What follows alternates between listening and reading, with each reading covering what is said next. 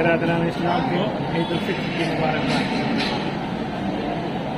آج کوئٹہ کے مضافات بھوپن گیری میں دو معتبر لوگوں نے ہلال عید الفطر دیکھا اور شراجی، روشن محلہ حکاوت اور کھکر میں بھی مختلف لوگوں نے ایک آدمی نے ہلال کے دیکھنے کی ہمیں خبر دی۔ اس بنیاد پر کل عید الفطر کا اعلان کیا جا رہا ہے۔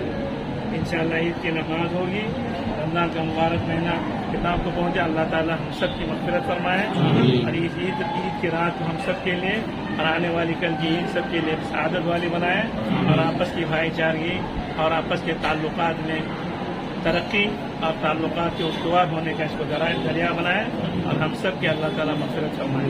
دین پر ہمیں استقامت نصیب فرمائے۔ السلام علیکم۔